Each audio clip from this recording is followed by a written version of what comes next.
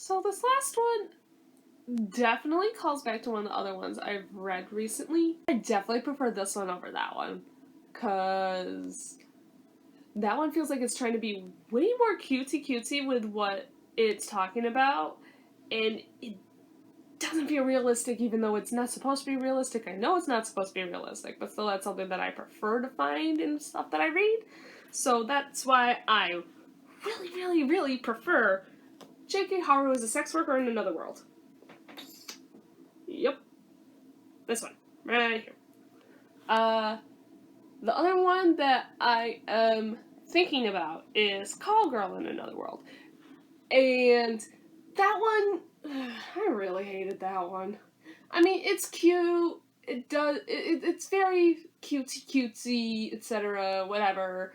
But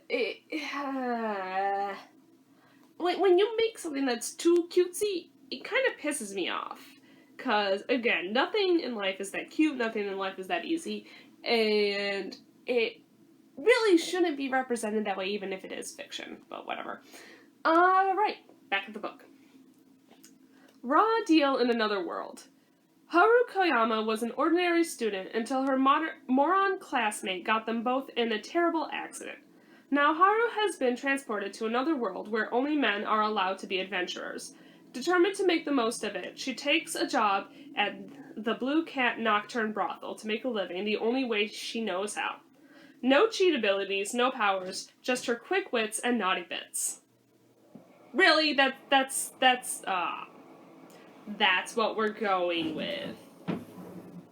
Okay. I hate that bullshit. Anyway. But yeah, JK Haru is very cute. So, just like it says, she is in your stereotypical accident where you're in a car accident, you die, and then you go to another world that's a fantasy world, blah blah blah blah blah blah blah blah blah blah. Except, like all those every other single isekai, she doesn't get any special power-ups because the world that she now is in is extremely fucking misogynistic. Goody. Like, to the point where a woman can't even go to a restaurant and eat on her own. It is apparently weird. So, fuck that.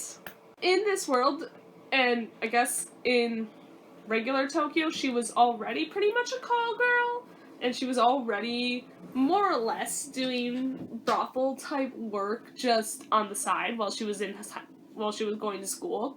So she naturally falls into doing brothel work in this world. The first person that we see her with is actually the other person from her school that is now in this world with her. Only difference is that he's the one that got all the fancy power-ups, and he's the one that gets to be the adventurer, and is the otaku weeb dork that knows what an isekai is and how to game the system, more or less. He has a lot of cheats. Like, a lot of cheats. So, it's her life in this other world, and trying to make the most of it. Here's the difference between this and Call Girl.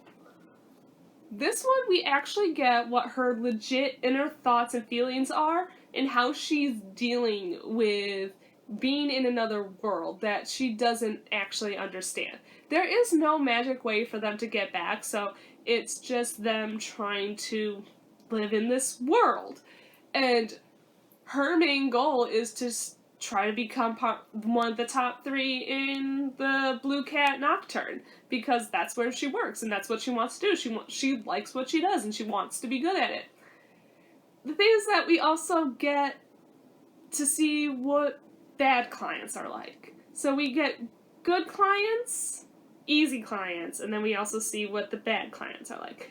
This is probably why I prefer this book, because again, I don't like things that are sugary sweet, cutesy all the time, everything's gonna be good and happy for you. That shit doesn't happen. So, when she gets a client that is more interested in the idea of, play acting that he is taking advantage of her, and her acting like it's not something she wants, let's just say, that feels at least more realistic to me in that type of profession. And she admits that there are clients like that. So we have dickhole, asshole, that, yeah, that shit like that. Along with, we get a bard that is more interested in watching her pose and saying that she's so original when she's doing basic poses and stuff that would be considered normal modeling job, like, type poses in our world. And we also have a very cute son of a restaurant owner's son who, he's a sweetheart. She calls him Sumo because he reminds her of a sumo wrestler, but all he ever does when he comes is he pays the Rubers to just talk with her, and that's all he's ever interested in. He's never actually interested in going upstairs with her. He just wants to talk and go on little dates with her and bring her food, and they're very sweet.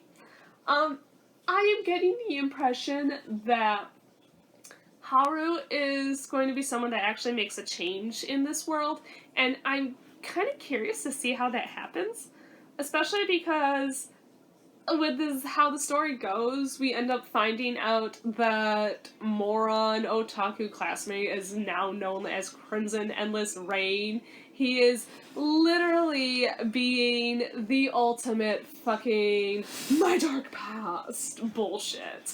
Like, really, dude, you doing that? You're gonna, okay. Oh boy, Crimson Eternal Rain. Right. And he's more or less gaming the system by doing tournaments, and because he gets 16 times experience points on things, he's able to level up really freaking quickly. And he's using that to his advantage to get better stats. So she watches him in a local tournament to see how he's doing. And as people start to realize that she's associated with him and calling her his woman because of how strong he is, now we have people who are going to start coming to her to try to steal Crimson Rain's woman. Whatever. So, when we have the first person that comes in, who was the opponent that Dwee Boy was facing in the tournament that she watched him defeat, she just, plays along with it and says that he's better in the sack than Dwee Boy. Also very easy to do because all he ever does is lie there. Doesn't even do anything, so she pretends to get off on it. Cause why the fuck not? But yeah, so in the process of telling the dude that lost that he is so much better than Crimson Rain, he decides to get it in his head that she is going to be his woman and he's going to kill Crimson Rain so that she can be his woman forever. And he actually goes out to try to kill Crimson Rain. Mind you, again, kid is OP at this point. Like, extremely so. So it doesn't work at all. And he ends up going to the brothel and being like, hey, so this just happened. And she's just like, hey, no, sorry about that. Yeah.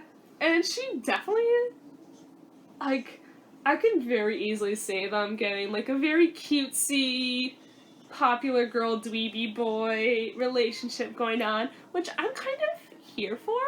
I just hope that if that is where it goes, that he shapes up, because he's an asshole, let's be honest. He wants to make her his slave and, like, end up having a whole fucking harem. He basically really wants to live out his pure isekai dreams, and what the fuck, dude? Really?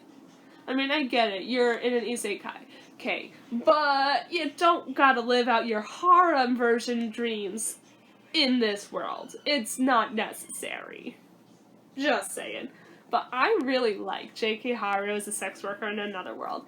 If you like stuff where it can feel realistic to you, even if it is in a fantasy setting, then definitely check it out. Yeah, 8 out of 10. I'm gonna give JK Haru as a sex worker in another world an 8 out of 10. I honestly thought I wasn't gonna like it that much, just based off of how Call Girl in Another World was, because that was just platitudes and boring and annoying, and her attitude about actually having clients and being with guys was kind of bullshit and so fucking superior. I was over it by the end of the first book. But Haru actually, even though she does have like a dissonance between herself and her clients, she's realistic. Let's be honest. She's an actual sex worker and she knows how to treat it. And that's nice to see. And again, it's nice to actually read a book where the female protagonist wants to be in the work that she's doing. So, 10 out of 10 for that for me, but otherwise, JK Haru's a Sex Worker in Another World, Volume 1. I'm going to be giving that an 8 out of 10, and I definitely recommend it. So, yeah, please pick this one up.